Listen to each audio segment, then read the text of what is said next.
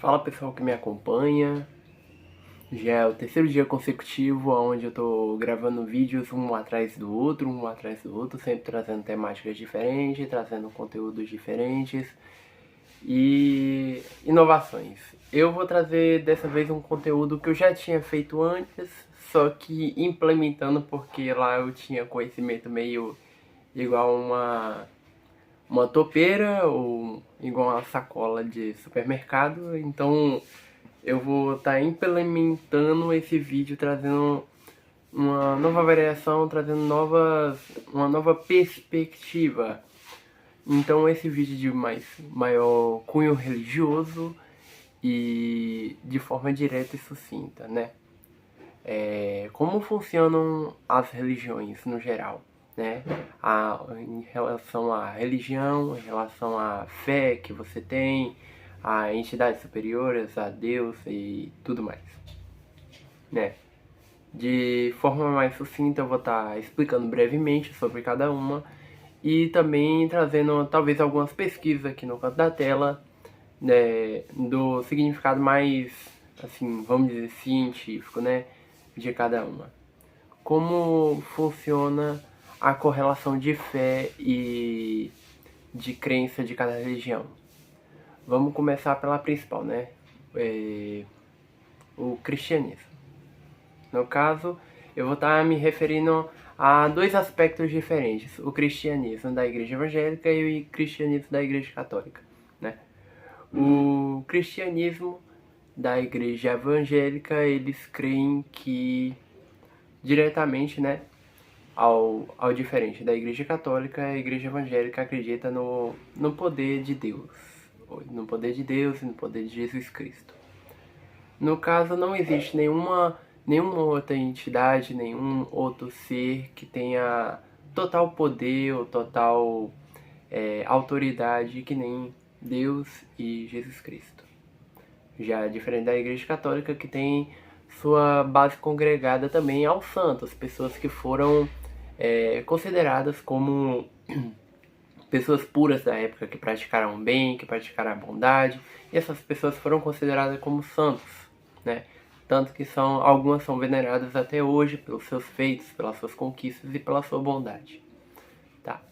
Então, na Igreja Evangélica, eles creem fielmente nessa questão direta da Bíblia, né? De não adorar a imagem, de não praticar certo tipo de coisa, ou vestir certo tipo de vestimenta, ao depender da igreja também, ao depender da igreja. Tem congregações que são totalmente diferentes. Então tem essa questão interligada à fé, de atribuir essa fé a Cristo ou atribuir essa fé a Deus, diretamente, né? E de forma simplória também, essa religião ela se derivou a partir da época, assim, da época medieval, né? Que era muito atribuída, era muito forte à Igreja Católica. Então, a Igreja Evangélica e futuramente outras congregações foram protestantes da Igreja Católica e dos seus dogmas religiosos, né? Porque na época de 1500 até um pouco para frente, era muito forte os dogmas da Igreja Católica e a força que a Igreja Católica tinha naquela época, participando de leis, tanto que a Igreja Católica naquela época, né, nessa época mais antiga, ela tinha o poder equivalente, não superior, mas ela tinha o poder equivalente ao do rei da época medieval, né? No caso do Império Feudal, quando era formado em feudos, então a Igreja Católica ela participava ativamente de boa parte das leis, né? Das leis que o próprio rei criava para o seu feudo, para o seu império ali. Então, boa parte disso foi se diluindo com o resultado das protestantes, das igrejas protestantes. Até porque boa parte das pessoas não tinha conhecimento de como era a Bíblia, já que a Bíblia era derivada do latim. Se ela era derivada do latim, eram poucas pessoas que tinham conhecimento do que estava escrito lá dentro. Então acabava que o catolicismo tinha poder nas mãos de dizer o que tinha ali e as pessoas seguiam né, as pessoas acabavam seguindo o que o Papa, o líder religioso, falava na época. Então, o que culminou no fracasso do catolicismo foi exatamente isso, foi a iniciativa, né, de ter essa tradução de linguagem do latim para o espanhol, do espanhol para outras línguas. Então acabou que o poder do catolicismo naquela época foi se diluindo. Que isso culminou no início da igreja evangélica, né, da igreja protestante, da igreja adventista, da apostólica. Então, cada uma foi criando sua própria congregação e suas próprias leis em si, né? Então, a igreja evangélica, ela é, como eu falei, totalmente diferente, porque ela não acredita nessa questão de imagens, então sua conexão é totalmente direta com Deus e Jesus Cristo.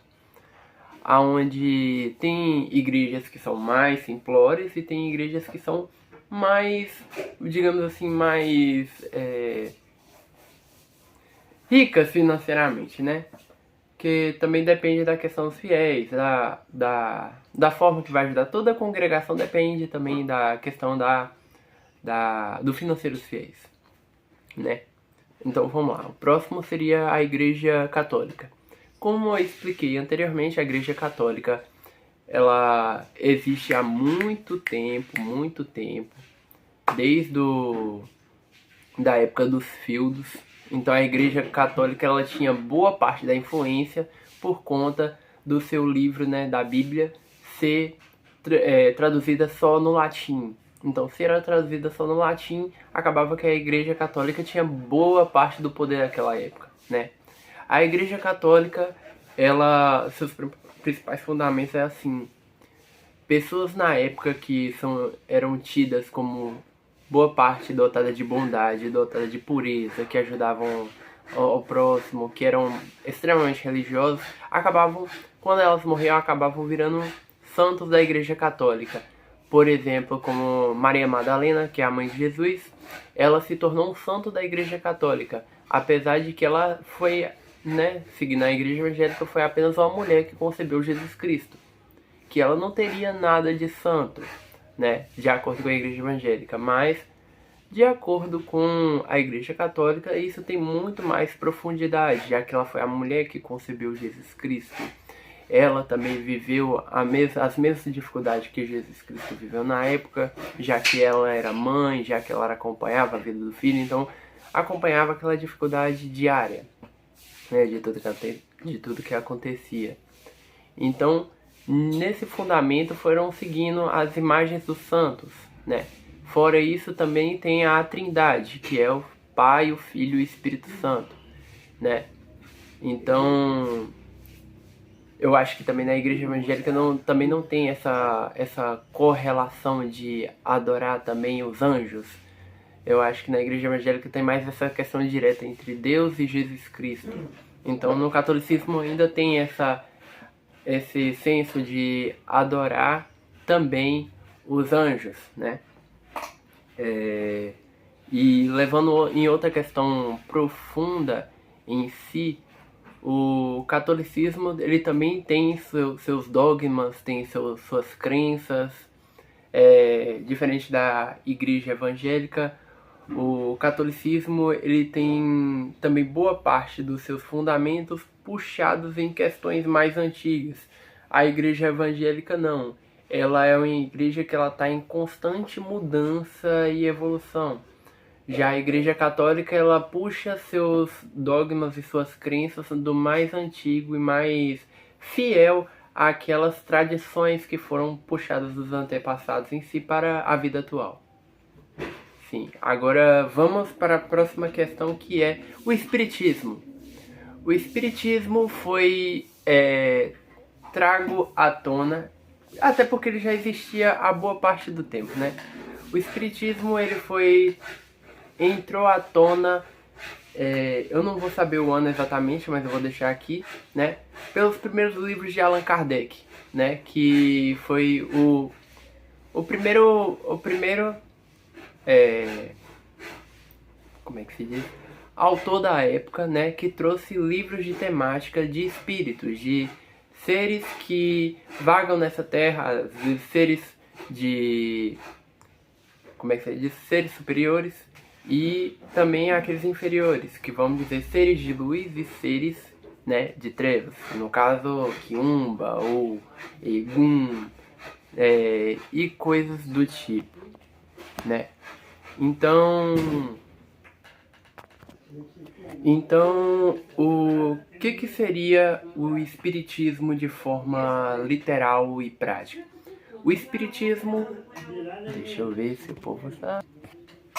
Continuando, né, que o povo estava conversando, agora eu fechei a porta, eu acho que agora tem um pouco mais de privacidade de falar, né? O espiritismo, ele se dá ao fato da crença, né? No caso, diferente do catolicismo, vamos colocar uma questão em prática, né? O catolicismo e o evangelho, ele difere do espiritismo e da umbanda, do candomblé, da quimbanda e todas as suas derivações. Por quê?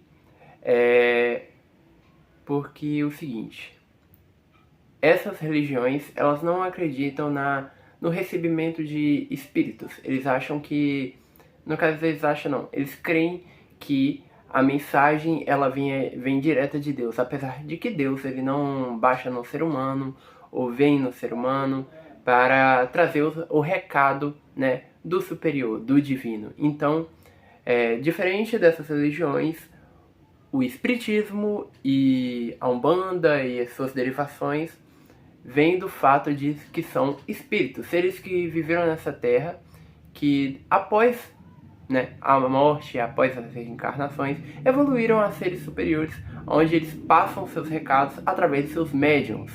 No caso, que seriam nós, né? Nós pessoas, qualquer pessoa em si se torna um médium, né? Já que ela tem propensão ao divino, né? Então todas essas pessoas elas têm propensões a se tornarem médiums. Então o espiritismo ele se trata, né, com base, né, do recebimento e da transmissão de recados dos espíritos, né, de entidades superiores ou do próprio Deus, né? No caso, os espíritos trazem a mensagem do próprio divino. Então, o espiritismo ele tem uma base mais simples, diferente da Umbanda, que a Umbanda tem as entidades. No espiritismo, essa questão é mais livre. São espíritos, são só pessoas que viveram nessa terra, sem ter uma egrégora, sem ter uma definição específica. Então, essa questão do espiritismo pode ser até espíritos que não tem um fundamento muito específico, tipo, na Umbanda tem a questão, por exemplo, Zé Pilintra, tem a falange de Zé Pilintra, tem a falange de Maria Navalha, tem a falange de Tranca-Rua, e você vê que no espiritismo não tem isso, são espíritos no geral que trazem o seu recado de forma mais ampla, de forma mais abrangente, sem dar nomes e sem dar especificações a elas, né? Então, seguindo pelo lado também histórico, como eu falei, Allan Kardec trouxe esse primeiro contato que a gente teve com os espíritos, já que o espiritismo teve esse fundamento primeiramente das danças das mesas, ou as mesas girantes, que foi os primeiros contatos que as pessoas começaram a ter com o divino, que começaram a ter com esses espíritos, já que os espíritos faziam a mesa mexer, faziam golpear a mesa, fazendo com que a pessoa notasse a existência de algo não físico, de um processo não químico, um processo assim que não se dá a leis humanas normais, que se tratam de leis universais, né?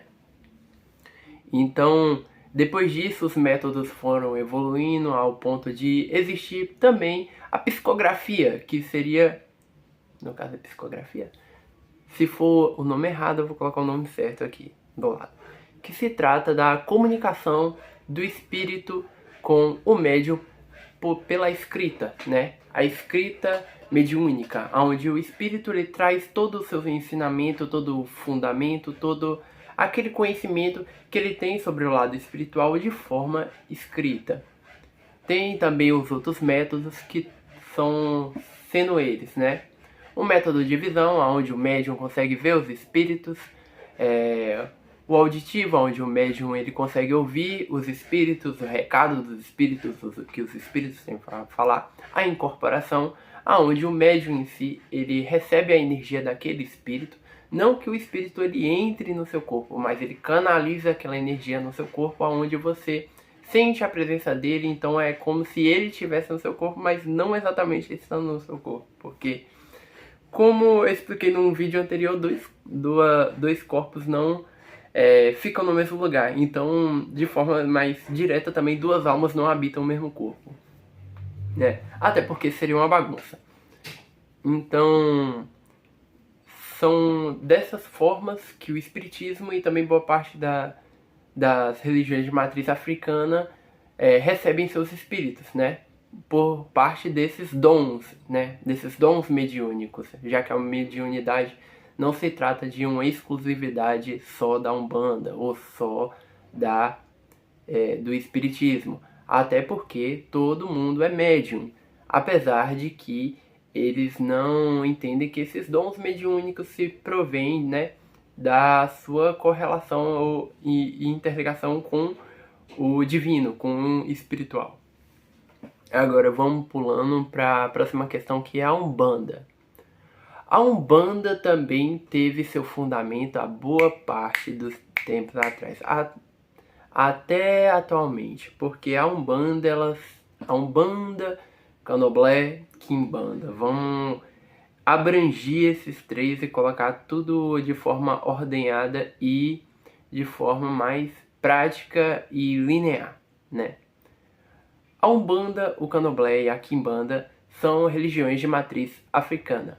Ou seja, elas não são nativas aqui do Brasil. Elas vieram da África, já que foi trazida essa cultura após essas épocas de 1500, onde os negros eram escravizados e trazidos ao Brasil. Então, boa parte dessas tradições, desses ritos religiosos foram tragos em si para o Brasil. Então, esses ritos do Candomblé, esses ritos da Quimbanda, esses ritos da Umbanda foram começando a ser implementados no Brasil nessa época, até porque aquela escravização na época trazia a cultura dos indígenas, trazia a cultura dos negros africanos, trazia a cultura dos católicos, então acabou que ficou essa egrégora espiritual toda reunida cá nesse continente, cá nesse país, né?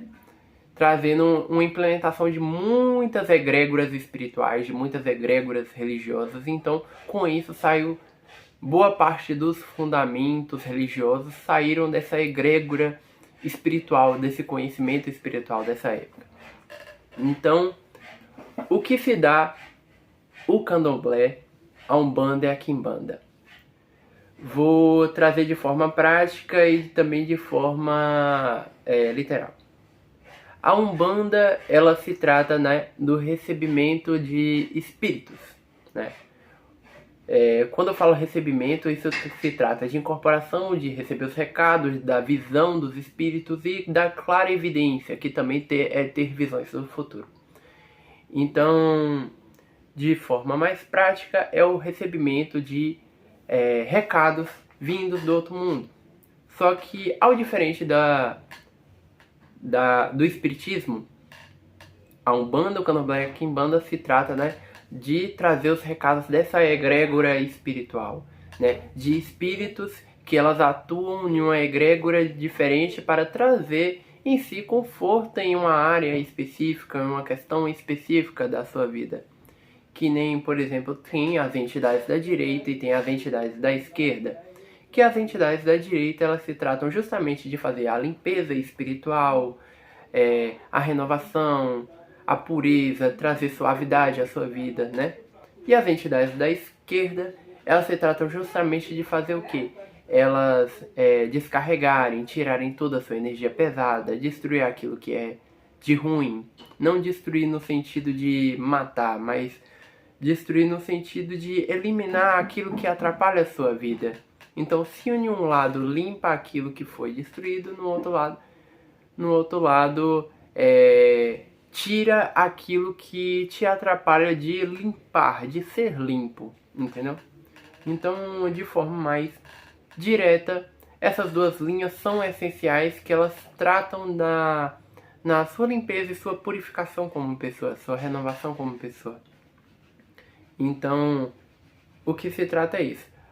A Umbanda, diferente do Candomblé e da Quimbanda, a Umbanda ela também tem seus ritos bastante, vamos dizer, misturados com outras religiões, já que a Umbanda ela se deriva justamente dessa questão da época de 1500, aonde sofreram grandes alterações por medo de represárias daquela época, né? Até porque os negros africanos naquela época, eles tinham muito medo de morrerem por sua religião, então eles acabavam adorando aqueles santos católicos, mas na cabeça deles eles estavam adorando realmente as suas próprias entidades, os seus próprios orixás, né? Com medo de não serem mortos naquela época. Então você vê que a Umbanda tem muito fundamento religioso, até porque você vê muito isso, por exemplo, no Preto Velho usando o rosário, já que o rosário ele é uma coisa bem específica do catolicismo. Por exemplo, antes de qualquer gira, de qualquer começo religioso ali, eles fazem a oração, eles fazem a prece, que essa oração é derivada também do catolicismo. Então, são ritos que você vê que foram tragos daquela época, né? Ritos espirituais que foram tragos naquela época, que se agregaram também à Umbanda, que se agregaram a essa egrégora religiosa. Até porque, vamos dar um exemplo, o Preto Velho, ele vivia como escravo naquela época. Então, além dele viver escravo e ele ter a sua própria religião naquela época, ele aprendeu muita coisa, já que ele andava com os indígenas. Então acabava que ele pegava também o conhecimento dos indígenas, que os indígenas conheciam muito sobre entidades da natureza, conheciam muito sobre banho de ervas, banhos de descarrego, banhos para melhorar o corpo, a força das ervas. Então acabava que conhecia muita coisa, ou como o catolicismo na época, que entendia fazer uma reza, uma oração, uma coisa. Então acabava que o Preto Velho, daquela época, que era escravo daquela época, tinha muito conhecimento religioso, até porque eles conviviam com muitas egrégoras religiosas naquela época. Então era quase impossível não conhecer aquelas egrégoras espirituais naquela época. Então, de forma mais simplória, a Umbanda ela é a passagem, né, de recado dos espíritos com os médiuns, e também de ritos religiosos da época, né, de 1500, trazendo também fundamentos de outras religiões ou de outras egrégoras espirituais, misturando um pouco de catolicismo com um pouco de religião as religiões de conhecimento indígena, também trazendo boa parte do conhecimento, né, de espiritismo, e por aí vai. Agora vamos puxar o Candomblé. O Candomblé ele tem mais essa questão de puxar esses ritos mais de conhecimento africano, esses ritos mais do Congo, especificamente. Então, o que seria isso diretamente? Tem mais fundamentos puxado mesmo pro Candomblé, com força. Então, aqueles ritos de passagem, aquelas questões que foram implementadas na Umbanda, no Candomblé, tem mais força, tem mais fundamento nos ritos africanos do que nesses ritos mais católicos ou de outros egrégoras espirituais em si, né? O Candomblé se trata disso. Também se trata da passagem dos orixás, que os orixás também seriam entidades da natureza, né, entidades superiores da natureza que regem cada área específica da natureza, como a área das matas, a área das águas doces, das águas salgadas, a área da lama, do barro e em si e outras egrégoras em si, né? Então, o que se trata, né, o candomblé diretamente? Tem as entidades, só que as entidades no candomblé funcionam como emissários dos orixás, entendeu? Então é meio que uma correlação entre a mensagem do divino para a mensagem para aqueles espíritos e aqueles espíritos passam a mensagem para os seus médiuns. Então é como se fosse, por exemplo, no catolicismo ou no evangelho, como se Deus falasse com Jesus Cristo falasse com os anjos e os anjos falassem com as pessoas, entendeu? Então é um recado de boca em boca até chegar ao meio principal. Então o candomblé se trata disso. Até na questão dos ritos religiosos, que os ritos religiosos têm mais fundamento, mais força puxada, né, nessa questão mais implementada da África, né? Alguns ritos de passagem, alguns ritos de iniciação são totalmente exclusivos, né, de ritos mesmo utilizados na África. Agora vamos puxar a Quimbanda. A Quimbanda nasceu na mesma época que se fundou a Umbanda. A Quimbanda, ele é um rito religioso também, que nem a Umbanda e o Candomblé, só que ele tem mais sua força puxada aos espíritos, vamos dizer os espíritos de Iwan, né? Aos espíritos da esquerda, vamos dizer especificamente, a Exu e Pombagira. Então ele tem o seu culto a Exu e Pombagira com mais força, a esse culto da esquerda, já que as entidades da esquerda, como Tranca-Rua, como é que se diz? Peraí, deixa eu pausar aqui. Pronto. Como Tranca-Rua, Maria Mulambo, Maria Quitéria. Essas egrégoras de entidades vieram dessa época, né? Mais ou menos da escravização, nessa época onde quem cultuava isso era considerado como diabo, considerado como emissário do diabo ou coisa do tipo. Então essas pessoas eram muito repudiadas, muito odiadas pelo que elas acreditavam, pelo que elas representavam, pelo que elas eram especificamente. Então as pessoas tinham medo nessa época. Então para essas pessoas sobreviverem nessa época, elas pregavam como elas eram realmente o diabo para as pessoas respeitarem ela. Então acabaram que essas pessoas, elas morreram e acabaram atuando como entidades específicas que atuam na área da esquerda, que atuam nessa área de descarrego, já que elas andaram na face mais profunda e vazia do ser humano, que é essa questão, né, do ódio, da repúdia, da dor. Então eles conhecem justamente muito isso porque eles viveram isso na época. Então são entidades que ajudam muito aquelas pessoas perdidas, aquelas pessoas que se sentem no fundo do poço. Então eles se tratam justamente isso, de resgatar essas pessoas que estão no mais profundo vazio, no mais profundo limbo espiritual, né? Então eles têm seus ritos de passagem muito mais focados em Exu e Pombagira, muito mais focados nessa questão de tradição, né? Nessa questão de trazer seu fundamento, de trazer seu conhecimento, né? De Exu, tanto o Exu Orixá quanto o Exu Entidade. Então, tanto que as comidas são deixadas na encruzilhada, tem mais essa questão da noite, tem essa questão da encruzilhada, de ter essa força de deixar essa questão das comidas na encruzilhada na noite. Então, tem mais seus ritos fundamentalizados, tanto na questão do candomblé em si, dos ritos de candomblé, mas trazendo esse conhecimento mais a fundo em si de Exu e Pombagira, né? De forma mais direta. E vamos para o próximo passo, que é o budismo. O budismo, ele se trata justamente do quê? Se trata da egrégora assim, religiosa do seguinte: Deus, ele não é uma entidade viva em específico. Ele é, vamos dizer, ele é tipo um universo. Ele existe a partir de nós e nós somos Deus. Então, nós fazemos parte de Deus e Deus faz parte da gente.